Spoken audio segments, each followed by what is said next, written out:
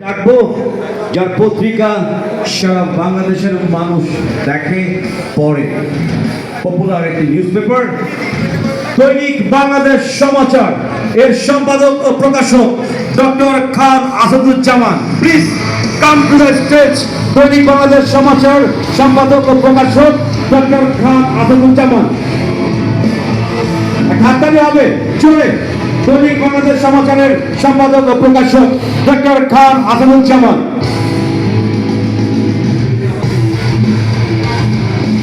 এবং ফিল্ম ক্লাবের সম্মানিত সদস্য, please come to the stage. ধন্যবাদ। আমার আজকের সবচেয়ে বড় পরিচয় হচ্ছে আমি ফিল্ম ক্লাবের একজন নবাগত সদস্য। এটি হচ্ছে আমার মূল পরিচয়।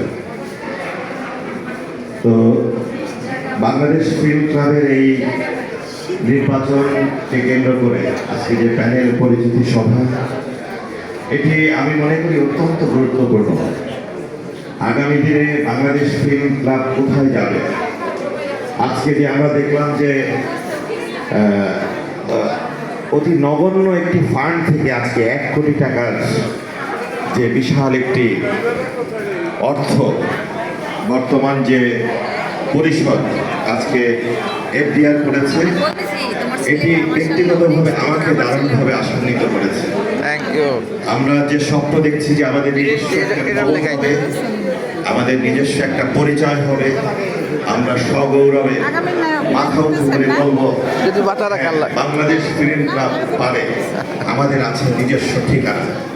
সেই মর্যাদাপূর্ণ যে ঠিকানা, সেই চ্যালেঞ্জিং অভিযাত্রায় জয়ী হতে হলে আমরা মনে করি যে আজকে জনাব নজরুল ইসলাম এবং অপূর্ব পরিষদ যে দৃঢ় অঙ্গীকার ব্যক্ত করেছে, যে প্রত্যয় ব্যক্ত করেছে, এবং তাদের যে নির্বাচনী স্লোগান আমি একটু পড়তে চাই। উন্নয়ন, সমৃদ্ধি, মর্যাদার পথে এগিয়ে চলেছে দুর্বার, এখনই সময় ফিল্ম ক্লাবের মাথা উঁচু করে দাঁড়াবার।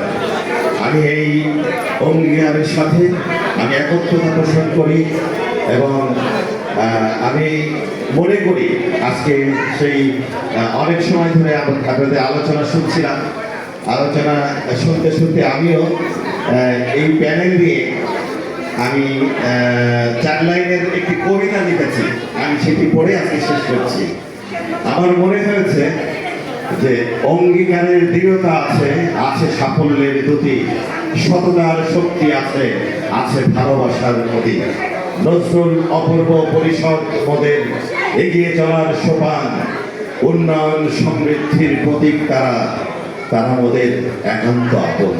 আসুন এই পরিষদ, এই বাংলাদেশ ফিল্ম ক্লাবকে আগামীর পথে আমাদের সেই সাফল্যের স্বর্ণালী দিগন্তকে স্পর্শ করার অঙ্গীকার নিয়ে সবাই আসুন এই পরিষদকে জয়ী করি, আমাদের সেই স্বর্ণালী স্বপ্নকে স্পর্শ করি। সবাইকে আমার অসংখ্য ধন্যবাদ জানিয়ে, ভালোবাসা এবং শ্রদ্ধা জানিয়ে আমি আজকের মতো এখানে শেষ করছি। ধন্যবাদ।